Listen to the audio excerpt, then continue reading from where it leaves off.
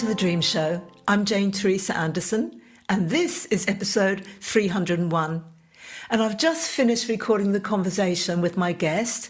My guest also lives in Tasmania. She is someone that I know. We do often have coffees with lovely deep conversations, and I felt that you would really love to learn more about her and her life and how she can help you. She's a poet, a teacher, a therapist and a mystic, and her name is Alanna Meredith. She's lived and travelled all over the world and now makes home with her partner and young sons on a farm in Cygnet, Tasmania, Australia. And her lifelong study of art, spiritual practice, mysticism, embodiment and healing informs and inspires her work. She says, "I find meaning in the natural world. I'm moved by the human heart and I'm inspired by the mysterious beauty of being here. I believe that our relationships are the most complex yet rewarding experiences of our lives, and that when they feel connected, compassionate and courageous, so does our life. My life and work are in complete devotion to the relational nature of living." So first up in our conversation today, Alanna introduces a dream. And as you know, I always ask our guests to tell me nothing about their dream until we start recording, because I know that you enjoy the experience of listening to and also watching now the dreamer express the dream and me hear it for the first time, and how together we take the steps to unpack that dream and where we go. You'll love where we go. And where we go also leads us back into Alanna's life, how she got to be doing the kind of work that she does today, and some examples of the kind of work that she does indeed do today, and how you can join her for some of that. Before we go into our conversation, a quick reminder of my website, which is janeteresa.com, and that's Teresa without an H, where you can find out about my dream resources, my services, my books, consultations and courses. And at the end of our chat, we share Alanna's contact details, and you can find all of these in the show notes. So let's go on. Here's Alanna.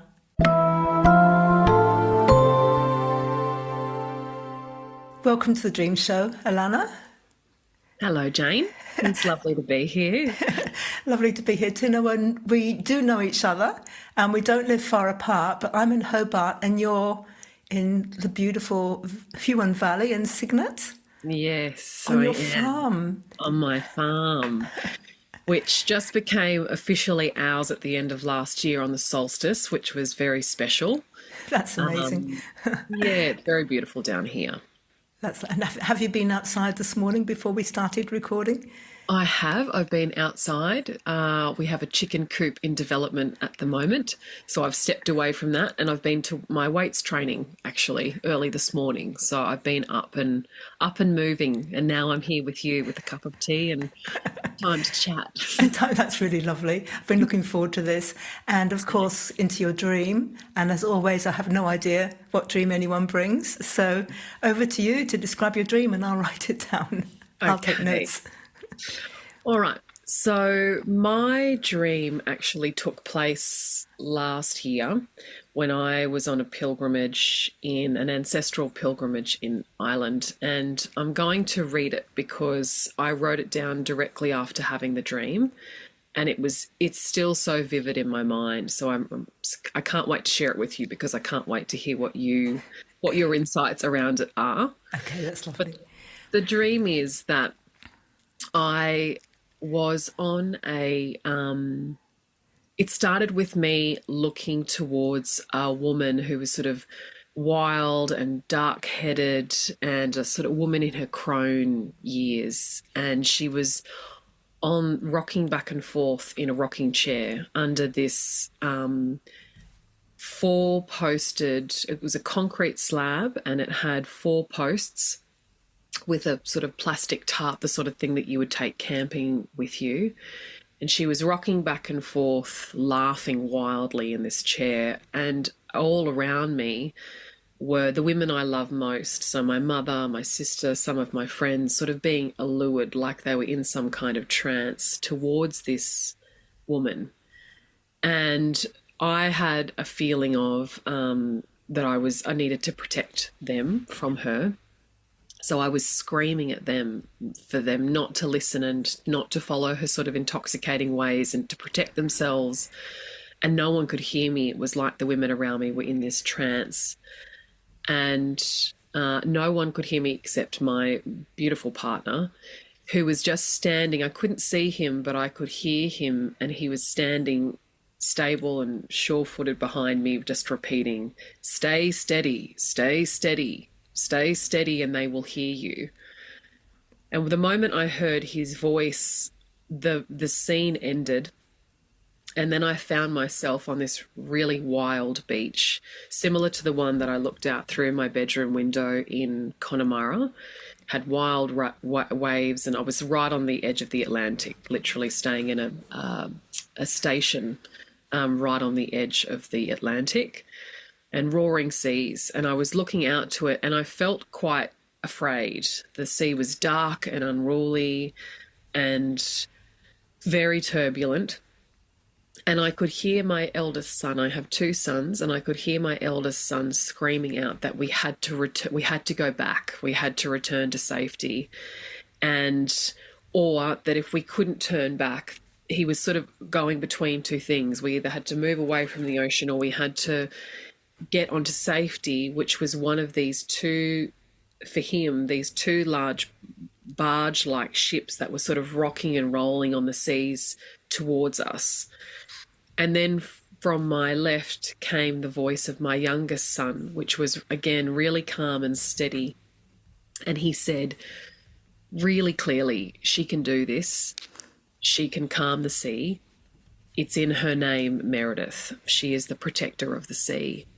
And instantly my whole inner feeling and world around the dream changed. I was still in the same scene, but I felt different. And I started to remember who I was, and I started to connect to my lineage through the name Meredith. And I stretched my arms out wide, both of my palms turned up, and I began to walk out into this thrashing sea. So the sea did not calm, but I did, in the remembrance of who I am and I guess what I'm made of. And then I found myself in these wild seas, completely calm.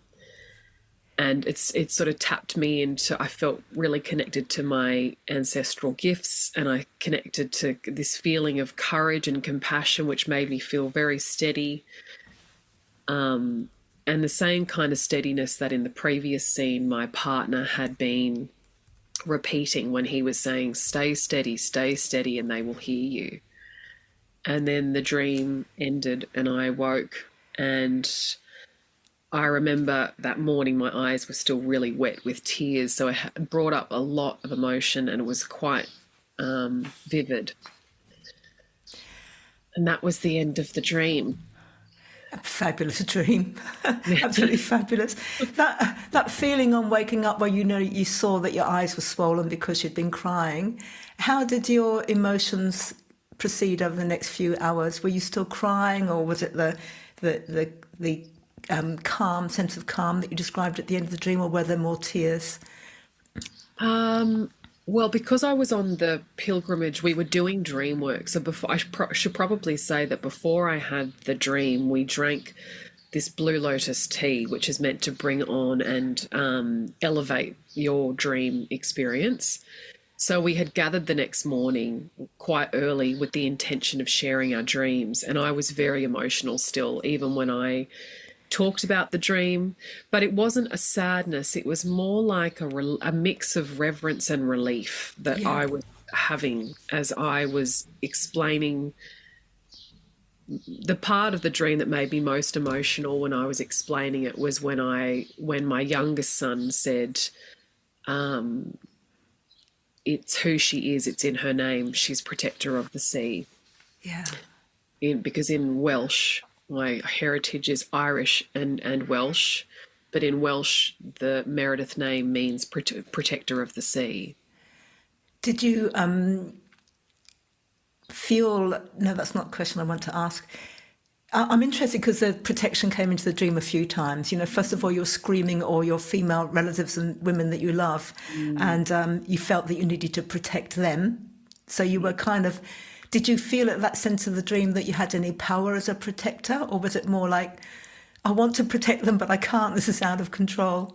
Yes, I felt completely out of control and powerless, and desperate. That part of the dream felt desperate, like no one could hear what I was saying, and I was trying to protect these women that I loved, and I felt like they were moving towards something that was alluring and dangerous. But I did feel powerless at the beginning of the dream, powerless and desperate, I would say.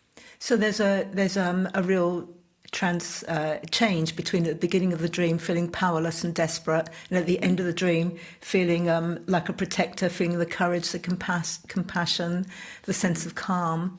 So the tears the following morning, and when you were talking about your dream with the women, would have been the relief of having worked through that and connected with who you feel that you really are. So I do love that. At the beginning, there's also a lot of wildness in the dream. At the beginning, you've got the old lady, and you described her as a wild crone, or she had wild dark hair. She was wild. And then later on in the dream, that you're on the wild beach. You used the word wild again. It was dark. The beach, you said the seas were dark and unruly and very turbulent. And you could almost perhaps describe that as the old crone's hair as well, because you said it was dark, unruly, turbulent. There's a kind of feeling, there's a connection between those two symbols. You've got the wild crone that you're really, to some extent, is alluring to women, but you want to stop women getting to her. And then later you've got the same kind of thing, but this time it's at the beach and it's the waves. And you feel the same sense of, I'm not sure about this. What was your feeling standing looking at those waves? Initially, I was terrified because if I was usually standing on a beach looking at wild weather, I would be in awe because I love the ocean and I love the sea. Water is one of the elements I'm most drawn to. But in that dream, the fear was there because there was this feeling that the only way that I had to enter the ocean. That's what I was afraid of. And that was the calling coming from my eldest son that safety was on these barges. So to get to the barges, I had to go through this unruly sea. And so I was afraid. Yeah. It's really interesting there that you said that water, in waking life, you really love water, and it's almost like a calling to you. You're very attracted to it. You've got to get in it. We could use the word alluring. The water in waking life is very alluring to you. And at the start of the dream, the old wild woman was alluring to everybody except you. Yes. So, one of many threads through this dream could be the sense of what am I allured to, or what do I feel alluring? And are there times in my life where I am allured or drawn to something that is really quite wild and turbulent, but there's a part of me wants to protect me from that because I don't feel that I'm really well equipped to get into it, into that emotion or that feeling or that situation. Yeah, that's very interesting. Yeah. I hadn't considered that part of the dream at all, because that probably would be the word that I would use with my relationship with water, is that I find it quite intoxicating and quite alluring. Yes. Many other things as well, but in my waking life, but the dream represented something different. It did, didn't it? And you just used the word intoxicating. In waking life, you'll find the water intoxicating. And I wrote it down. You said to the women, don't listen to her intoxicating ways. Yes. The same. So the whole dream, in a sense, begins on one level with, I feel I'm in a situation at the time of a dream which I'm very attracted to, which really calls very deeply to something in my nature, like water does in my waking life. But I recognise or I feel that I may sense it as intoxicating and slightly dangerous. And if I'm really going to step into this, am I going to step into it? I don't know. I'm terrified at the start of the dream. I'm terrified about stepping into this wildness. I need protection. Now, in the dream, you're talking to your mum, your sister, all these women you love. You're the only one that is kind of saying, oh, no, don't, protect yourself. But it can be really informative and courageous to look at everyone in a dream as representing something about yourself. Yes. So there's a sense that perhaps the female side of yourself, if we're going to talk, because we've got a real distinction between the men in your dream giving one opinion and the women in the dream feeling another opinion. Notice that the men tell you what to do. Stay Yes. calm, get in the barge, remember who you are. And the women, it's all the feeling. Yes. So there's this sense at the beginning of the dream that you're maybe the female side of you, or the heart side of you, or the feeling side of you is absolutely terrified about what you may or may not feel that you need to do to enter into these alluring and potentially intoxicating waters. Is this wildness something you want to embrace? I guess the question at the beginning of the dream is, or can I step away and do something else? How do I feel about this? That's fascinating for so many reasons, because that draws meaning right outside the dream now into my life, and either side of the dream, and the kind of themes that I've been working with. And the theme that really arose on that pilgrimage when that dream took place, it was the first night of the pilgrimage too. It's the moment I arrived in the room. I had the far room that faced the Atlantic, so I could see the sea was in my psyche the whole time. And a very different sea to what I'm used to here. The Atlantic is a whole other wild Yes. beast, very beautiful, but quite wild. And the theme that came through on that pilgrimage, and actually the prayer that was conjured on the second day after I'd shared the dream, we did some writing, and the theme that came through for me was how to breathe fire through deep waters, which I repeated again and again for the full 7 days of the pilgrimage, everywhere that we went, around all of the holy wells. And so there was a theme emerging around courage. Yes. But courage in the place that I have been that was familiar, which was the water, but having a new relationship with it now. This element, the deep, dark, wild part of water that perhaps I haven't really experienced yet, or allowed myself to experience yet. Totally, absolutely agree. That's really interesting. And I guess, you say allowed yourself to accept by signing up to go to a pilgrimage on the other side of the planet. Did you have any sense in doing that of I want to move beyond my current boundaries, I want to go deeper into something? Was that the kind of initiating thought behind it?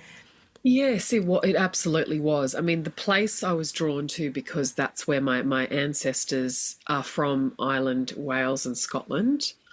And it was my 40th year, and I had this calling that started about 5 or 6 years ago, that in my 40th year, I wanted to go away and do a solo pilgrimage, and preferably in Ireland, or one of the places that my ancestors came from.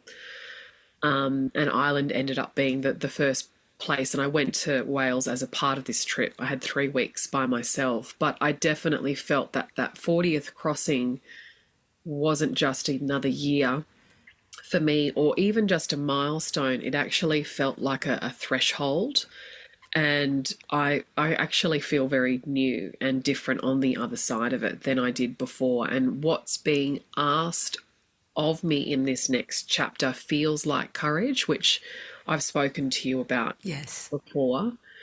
I'm very comfortable in the place of, and I've done so much of my spiritual practice has been around compassion and service and surrender and releasing control. And what I didn't see that was readying me for was this new theme of courage. I thought there would be something more supple and more soft, more tender, but it's almost like the watery years of compassion have readied me in some way for the fire element, and that fire element coming through in that prayer of how to breathe fire through deep waters, that I didn't have to abandon the water, but that these elemental themes were coming together of fire, which was representing the courage, and the water, which was the depth and the intuition and the compassion. Yes. So yes, I definitely felt that there was an intuitive calling, and I do live a lot of my life based on intuition, and I trust intuition more than anything. So I knew that I would walk, and I knew that I would do a pilgrimage on my 40th. I had no idea what the themes would be coming up, but I could feel that I needed to become more courageous in ways that I hadn't been. Even leaving my family for 3 weeks. I have young sons, and going away by myself for 3 weeks felt like a big deal. Yeah. And it was, but now that I'm on the other side of it, and I feel that I've crossed that threshold and I'm in a new chapter of life, I look back on that pilgrimage as an essential part of my growth from a soul level. I love that sense that before the pilgrimage it was like, well, I've reached compassion, and I know what I'm doing, and I'm steady with where I'm at. And when I cross the border into something new, I'll be acquiring more skills like that. Whereas in fact, life is always, yeah, okay, you've done that, right? We're really going to throw you in now, Yes. especially if you're going to lead other people or other women in something, and let's go deeper, let's go deeper, let's go deeper. And of course, each time we go deeper, it's because we haven't been that deep before, and we haven't been that deep before because we've been in relative comfort zone. So why haven't we been that deep before? Because there's something we've got to face. So you're like the advanced guard going into the extra depth with the fire, with the courage, everything you've got, so you can come back after your 40th birthday and offer those skills to everybody and to people that you work with. So at the beginning of the dream, the woman you described as a crone. Yeah. In my mind, a crone is much older than 40. But did you have a feeling of like, and next up comes Alanna the crone? Oh, no, as in was I her? No, well, did you come back thinking that there was a new stage of life that you were entering, which was one day? Would you have put the word crone on it? Yes, and absolutely, and more since that. I've done a lot of, I've been a part of a few workshops where we've been looking at what the crone is, and I haven't gone through that yet. I haven't gone through menopause yet either, which is obviously the essential rite of passage that has to ready you for that. And I'm looking forward to all of it. But I think it was also representative of, like, the woman in the chair was about the kind of crone that I would like to be. And I don't want to be guiding or working with women in who have blind faith in me. That's that alluring thing that I actually find that quite a dangerous thing to be, because I do believe that the wisdom we're seeking is within us. Yes. And there are people who can provoke and draw that to the surface, but I feel that work requires a lot of maturity for the person who's doing that, and a lot of accountability and responsibility, mostly for how they conduct themselves. And so the woman in the chair, that crone that I was seeing, felt like not the kind of crone that, one, I want to become, or two, the kind of crone that I want to work with. It felt there was still something dangerous. But even within that, I think if an ego isn't checked, we can all become that destructive person in the rocking chair, kind of using people's blind faith. Yes. And that doesn't appeal to me, because it doesn't feel truthful and it doesn't feel honest. And yeah, I hope that answers It does answer, and it brings up lots more questions. This was your first night at the retreat, at the pilgrimage.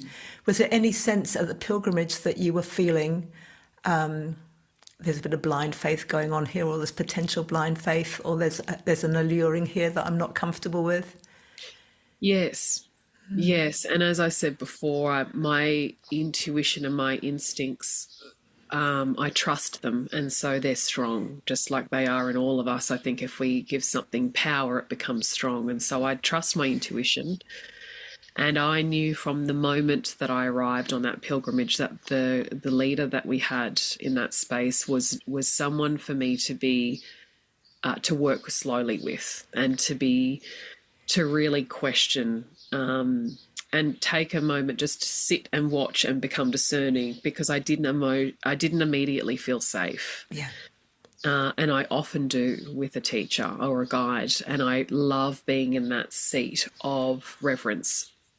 And I love to learn, and I love to look to people who are older than me, particularly women, to learn from. And my instincts and my intuition upon arrival said that that was going to be possible, but not in the way that it has previously.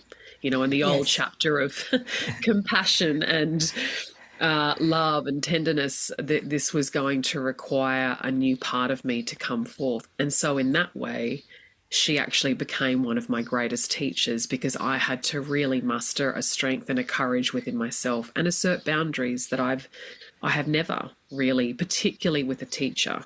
Yes. I go in very open. So this was a new dynamic, and it required me to enter those deep waters. Exactly, that's right. So I love that you have at the beginning of the dream, you know, this is also reflecting how you were feeling on arrival, and reconfirming for you how you wanted to be as a leader, as a guide in later life. And then the dream doing that double, the repeat of the symbolism. There's the old crone. I don't want to be like that. I don't like this alluring. I don't want to be allured. I want to move more slowly into this. Then that stepped up to the raging sea, which is a kind of a repeat of the same symbol. Yes. How do I deal with this? Do I get into it? Is it alluring? Is it not? Is it intoxicating? And then coming to that decision with help of other dream characters of how to do that. You know, you said I felt sitting there on the first night that I would need to walk into this slowly. And in a way, that's what you did with the raging seas. You contemplated, there are many ways to do this. I can get in, I can get on the barges, I can, what did your younger son said? Oh yeah, you can do this, you can calm the sea. All the possibilities were offered to you about how to handle not only the situation at the pilgrimage, but also how to handle your feelings about what kind of guide you were going to be post-40. And how to handle all of that, and how to make people feel comfortable. I'm just looking at the notes. There's a couple of things I wanted to ask. One is, why do you think she was on I think I know, but I'd like to ask you. She was on a concrete square with 4 posts and a kind of tarp top. What feeling did that give you? Well, it's totally disconnected from nature. Yes. It's all very man-made and structured and disconnected and cold. There's a coldness in the plastic and the tarp-like roof that she was sitting under, and the metal poles and the but then it's still appearing on the concrete in this really rickety old, could even say it's sort of romantic rocking chair. So it had the image of wisdom, I guess, in some way. Yes. But what I could see, because I was standing further back than the group, which was the position that I obviously took in my waking life on pilgrimage, is just to sit. And that's often what happens when I feel unsafe. My instinct isn't to become reactive. I usually become more quiet. And so I did. And maybe I could see the plastic, yes, and I could see the concrete, and it that implied to me, or was a symbol of disconnection. Yes, that's beautiful. That's what I got to, and particularly with the 4, like the 4 posts. It's like almost a square or a rectangle. I don't know what, but there were no curves in any of that. Apart from the rocking chair, there were curves in the rocking chair. Yeah. So, like you say, there's the image of the feminine. The old crone, but when you step back and look at it, wrong setting, not connected to nature. Yes. Yeah. Yeah, definitely. And that image, when I first had the dream, and as obviously this is happening, this conversation is happening months and many months after, but it's incredible to me how much meaning you can still draw out of it. And I didn't really realize until recently that the woman in the chair was, I thought that the woman in the chair was somebody else in my life. Then I realized the woman in the chair was the group leader, and now I'm realizing I think she actually might then represent the discernment, but also the fear that I think I still hold around when you're in that position of working with other people, that there has to be an integrity. And Yes. then when it's not utilized, and when you're not accountable and you're not really in the service of the heart, you're serving something within yourself, your own ego, that's what it can become. And so maybe that woman in the chair was actually just a representation of what I could become if I was Yeah. not to stay in my heart and stay in my integrity, Yes. and to remember that I'm a person and a human, and perhaps even a soul, before I'm even Yeah. a guide and doing the work that I do. And that those things, that there has to be a marriage and an integrity between my life on the farm Yes. and the way I am when I'm, and as a mother and as a partner and as a sister and a daughter, that my humanity has to be there, and I have to be checking in on that in order for me to be authentic in the work that I do. Totally spot on. You're right onto it, Alanna. It's if we look at everyone in a dream as an aspect of ourselves, she is both, as you say, the potential future for you if you Yes. carried on with your work without the without the relation to nature or to your heart. She's that. Yes. And she's also, to put that in context, that what was coming to me, it's the kind of thing like when you have a heartfelt thing to offer, you still have to offer it within the structure of a business, whether that's a website, whether that's the accounting you do on the side, whatever it is, there are so many structures that have to be in place. Yes. And those structures can be alluring in the sense of, I can see what I'm creating here, and I've got a structure, and that makes me feel safe, and this is how I do it. And look, if I do it this way, or if I have I don't know what you do, Alanna, but some people might have, say, what do you call it, a funnel, so they get all excited about the funnel. And these are all structures, and they're important. They're very important in getting to people, getting across to potential clients. But you can get very stuck in those things, as I know from the IT aspects of my business. You can get quite excited and creative and go down these little things and feel really good for what you're doing, then come back, oh yeah, now what was I doing? Oh yeah, relating to people and helping people with their dreams. Yes. So it can be, she may also represent that, your fear or your recognition of and fear of that as a potential future you, apparently offering the rocking chair, apparently offering the crone, apparently often maybe the wild things that people need to face within themselves and their emotions, but Yes.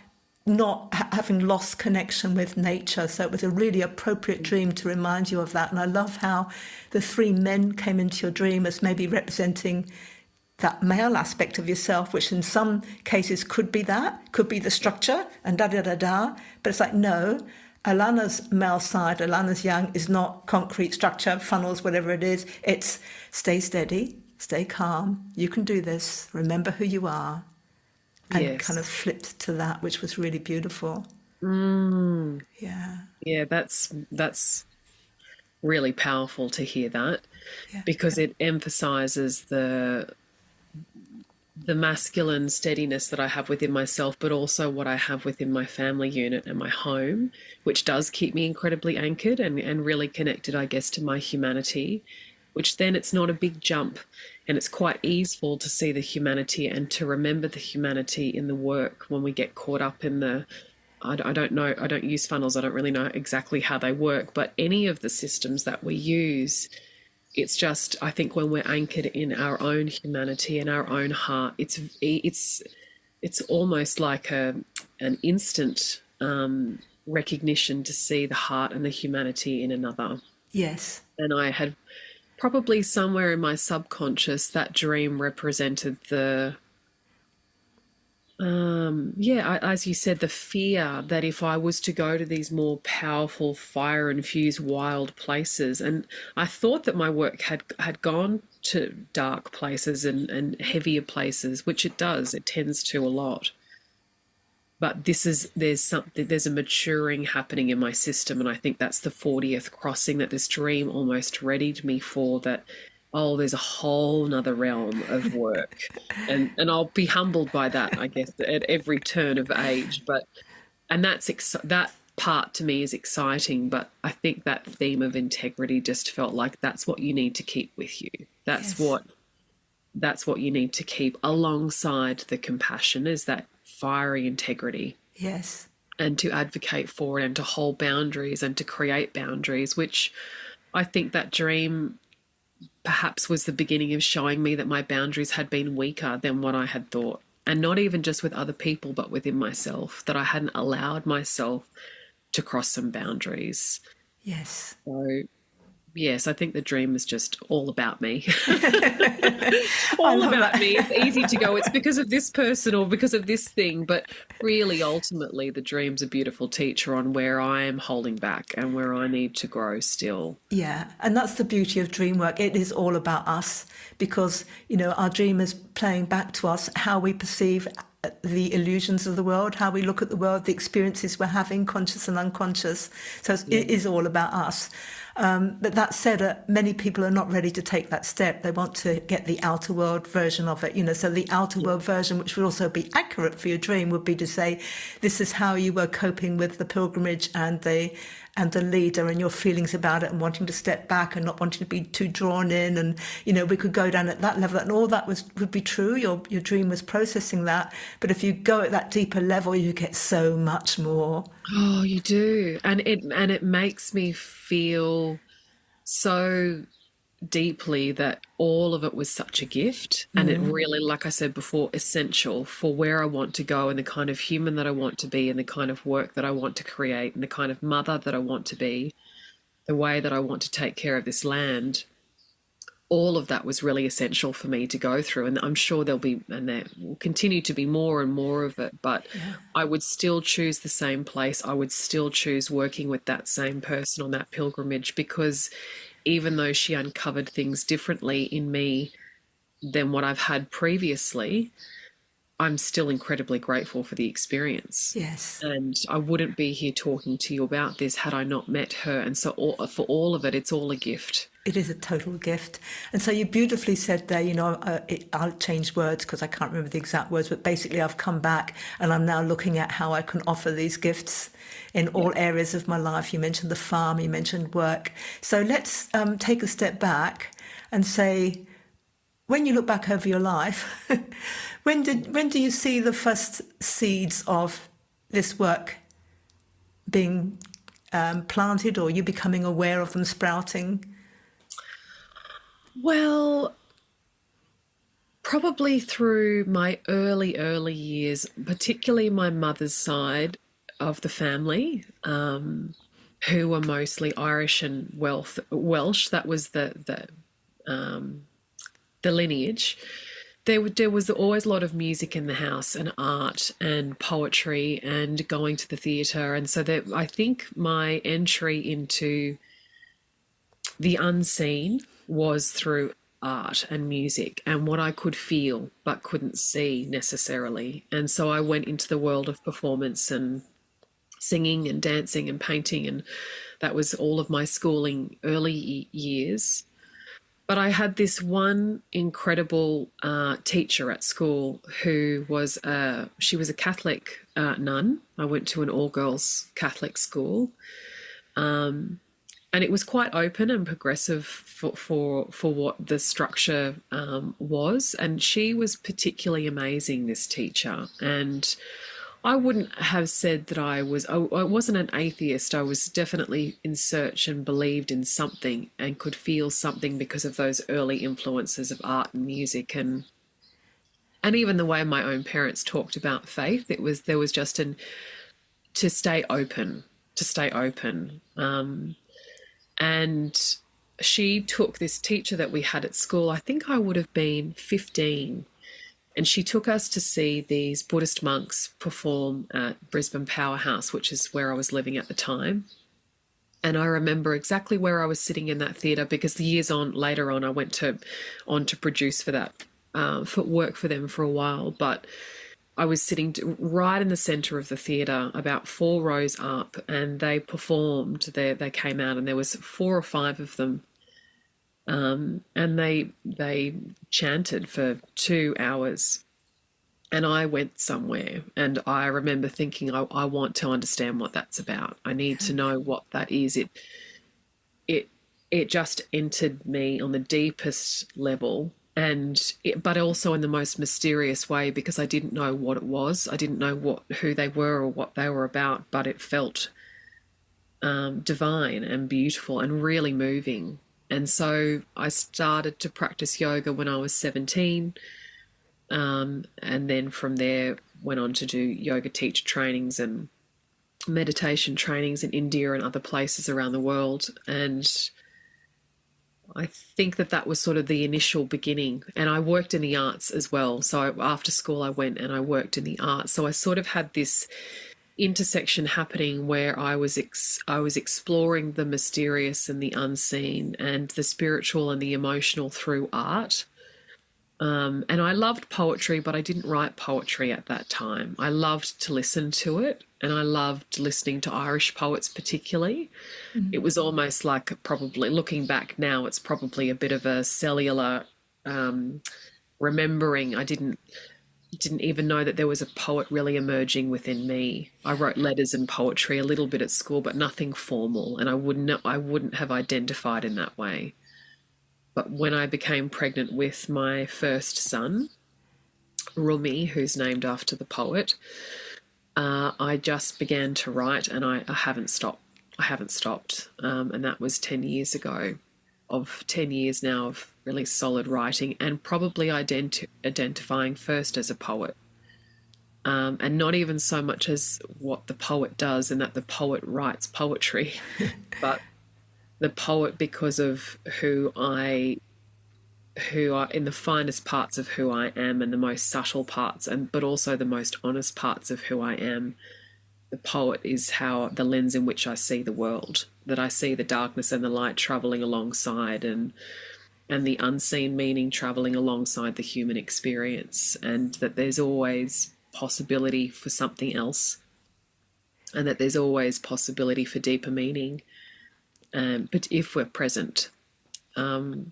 So that, I guess, is why we've come to live on land, because this is where I feel most connected and most present. But I guess that would be how all of this work emerged. It was organic, and it was a process, and at times very confusing, and didn't have a label or a certain way. It still doesn't. But that led me into the work that I now do. It sounds very much like a calling to the mystical, and almost like in the dream. I didn't mean to reference dream again. Almost like that, just walk into the unknown, walk into the water.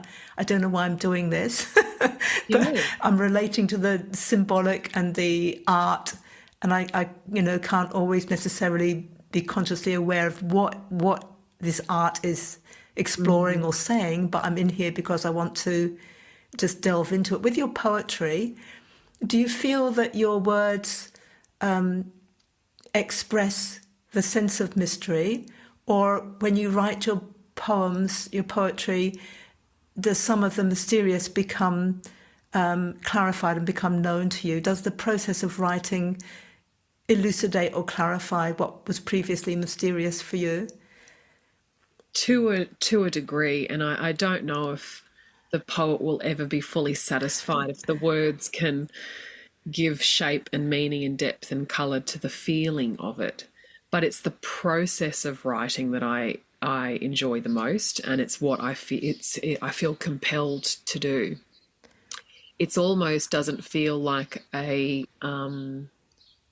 conscious decision in a way. And it often happens, which I've spoken to you about before, it happens to me often when I'm outside, that it's almost like a piece of poetry or a moment of insight will come roaring down the hill towards me, and it's instant, and very often I miss it because I'm in the middle of hanging out washing or putting up a chicken coop or doing something where I'm not able to go and sit and write.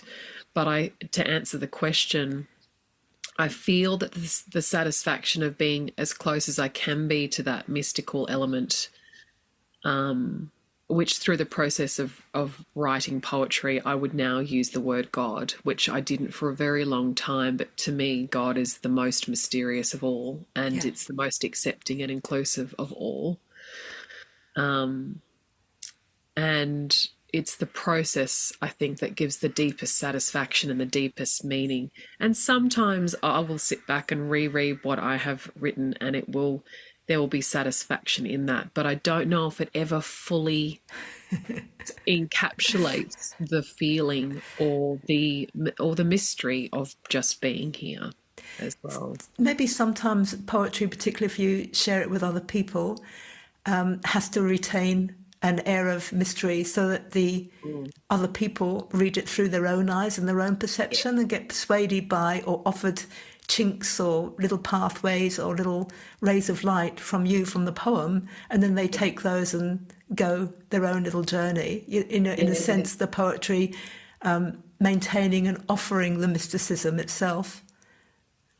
Absolutely. And I think that's probably why I love the way the Irish poets write, because it's not direct, and you can draw your own personal meaning from it, and it feels very generous in that way, that the poetry is speaking to the most intelligent parts of you, and that you can draw and make your own meaning from the words that have been presented. Yes. And I'm sure, as you say just then, quite truthfully, I think most people, that's why people are drawn to poetry, because it's written for everyone and you can draw the personal meaning based on where you are in your life. I've been reading the same pieces of poetry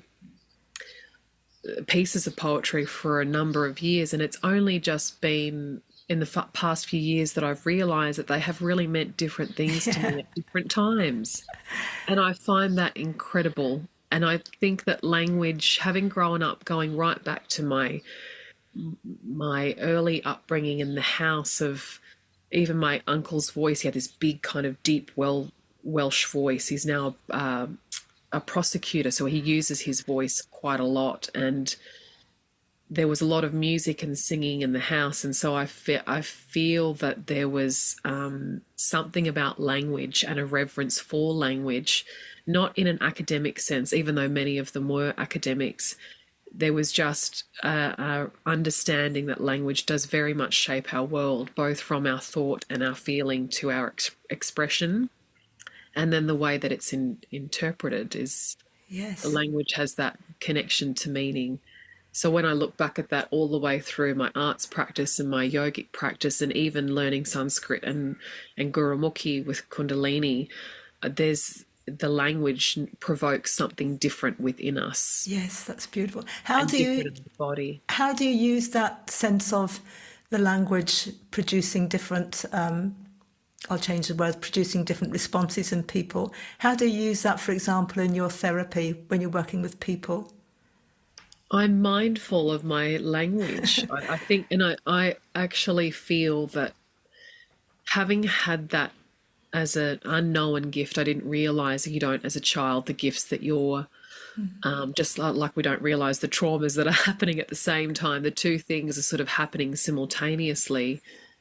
But I am mindful of, and this is where I think the intuition has really given me a lot of courage and the ability to read people and to be with them and to try and use language that feels reflective of where they are, not where I would like them to be or think that they should be, but really trying to listen. And listening in itself is a language as well, really listening to what is being said, the timing in which it's being said, the way in which it's being expressed, and perhaps also what's not being said. Yes. And so using language as a way to develop deeper relationship, of course, with me, but mostly for them to find a way to develop a relationship with themselves, because that's what my work is. It's relationship therapy, either with themselves or another person. Most often it's with their partner, but I've had mothers and daughters and friends. And so their ability to come together and express, I notice the language between them changes as the work progresses, and it's incredibly beautiful to watch. In the beginning, there feels like either a holding back or an urgency to be heard. And then I watch this beautiful rhythm emerge, and that the language is expressive of the relationship that is emerging and growing and evolving between them. And it is like watching music or listening to music. It's beautiful. Yeah, does indeed sound beautiful. And I love that thought too, that the couple or the mother and daughter or the friend, whoever it is that perceive that they have the relationship issue with each other, come Yes. and you help them resolve that. But Yeah. listening between the lines of what you're saying, you help them by building relationship with themselves first. And that gives them the deeper wisdom, the compassion, the empathy to then improve the way that they relate to each other. So you're giving them like the double gift. You're giving them more than they bargained for when they signed up with you. I hope so, because I feel the same about the people that I work with. It's hard not to love people who are coming with their hearts open and humble enough to say, this is where I need to do work and this is where I need support. I find that quality in people probably the most courageous. Yeah. And so it's effortless to have compassion and a sense of reverence. I'm energized by my work, and I only work with a handful of people at a time so that I can really give my attention to them, because I do some other things in my business as well. But that work is enlivening. Yes. And feels like a very rhythmic, solid part of my work that I really enjoy, and I feel the rewards of it. Yes, it's really, I guess similar to me. It's nice to have different aspects of your work because it gives you variety too.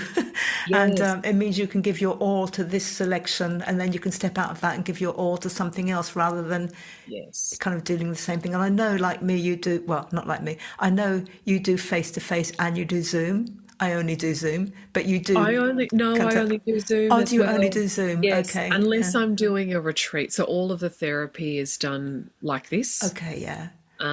But if I hold an in-person retreat, it's obviously in person with a group of people, but they're quite rare. As my children get older, I'll go back to holding more of those spaces. Yes. But it's been amazing, and I'm sure you have found the intimacy that can be grown with people via Zoom. I was very hesitant. I was probably one of the last people to move into this space when everyone was doing it after COVID, both with my meditation classes and my yoga and the group practices that we do around certain emotions like anger or shame or forgiveness or joy or pleasure.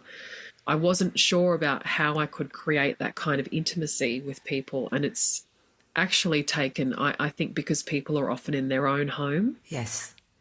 and in their own space, and they don't have to do any travel. There's no rushing to be there, or there's something different and surprising about being in this space that I didn't see being possible before. So Yeah. it's I, been delightful. I agree. You know, pre Zoom, I was doing Skype a little bit, but before that, a lot of it was phone work, and that Yeah. was fine because I was used to doing radio, which is all audio, so I kind of quite developed in listening, but a whole new thing opening up to actually seeing a face and being able to see what was happening for each other and relate in that way. So, yeah, for me, I found it's everything that you said there. It's the person being in their own home is important. They're not in a strange place and looking around to see what you've got. Well, you can look at the background, but they're not feeling uncomfortable.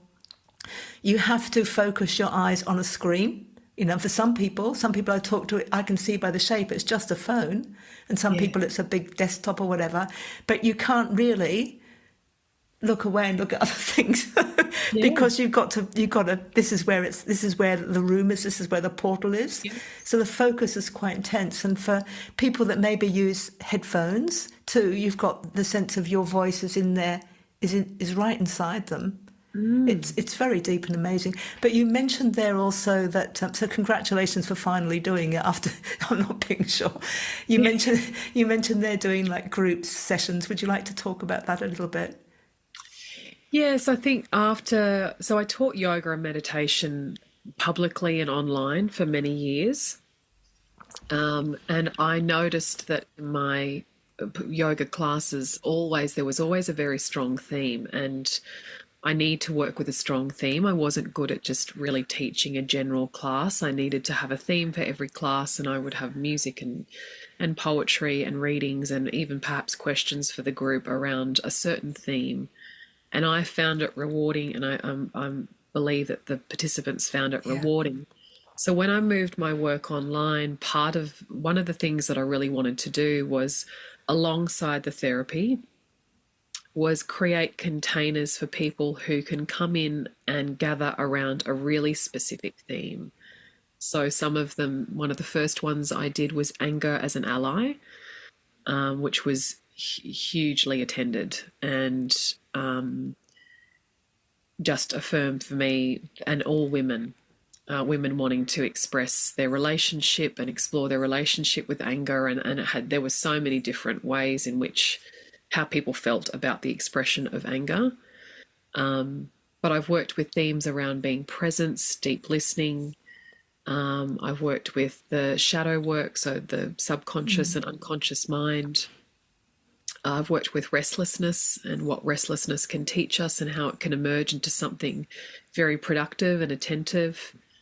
But I tend to work a lot in those practices, we work with the body. So there's a daily practice as a part of that, because I think, and the same with my therapy as well, I do tend to work, we talk and we work with the emotions in the expressed way through expressing what it feels like, but we also go into the body a lot. And I think having had those first experiences with those monks who were sitting there, and what the steadiness in their body, but also the aliveness that came out of them at the same time, really did transport me back to those early years of the body holding the score. Yes. And the body being a portal for something, whether it is dance or music. So when I come back into these containers, whether it's in my therapy sessions or the group practices, we have a daily practice, and that also gives people an opportunity to connect with their body and to have a daily practice, but also to start uncovering the wisdom that is in them, and that will be expressed and unique and different to everybody and in a different timeline and with a different rhythm, rather than me saying, let's do this thing and then you're going to have a certain outcome. Yes. It's more the intention of, let's practice. This is the intention for the practice, but let's see what emerges from having done it every day. For usually we do a 21-day sit. And it's incredible within a group how similar, but also how different some of the people's experiences can be. And I see and hear in the group, and many of them comment on this, that they like the practice and they do enjoy being there with me, but I think what they really enjoy is the group. Yes. And learning from one another. And I love to be in spaces and facilitate spaces like that, because I do think the group has a lot of wisdom, particularly women when they gather in that way. They share and they support and they evolve and they teach and they advise one another. And it's what I had dreamed of creating. So those containers are really special. And they're always women. You only accept women. Not always. If the theme, it has turned out that way. Yeah. In my therapy, I have a mix. Obviously, yeah. But, and some of the couples, I did an intimacy workshop, so there was lots of couples in that container. But, predominantly it has been women coming to the forefront. And that in itself has been informing me perhaps about the way that I work moving forward. But I'll let intuition guide. As always. Well, we've had a little glimpse into we've had a little large glimpse into your life. By little, I mean we've looked at some of the things you do and had a large glimpse. And I know there are plenty of other things that we could have explored, but we probably need to bring it around. Now, is there anything else that you wanted to particularly mention or talk about or describe to people listening while you're here? No, I don't think so. I'm quite enlivened by our whole conversation and feel that, you and I could speak for many, many hours as we've practiced before. Yes. But no, I don't have anything more to add. So people can come and find you, and obviously book in to either see you for therapy or into your other containers, as you describe them, which I love, your 21-day containers. And the best way for them to contact you is? So they can find me on my website, which is alannameredith.com, ALANNAMEREDITH.com. And from there, there's links to my social media and my Substack, which all have the same name but slight variations, but they're all linked there from my website.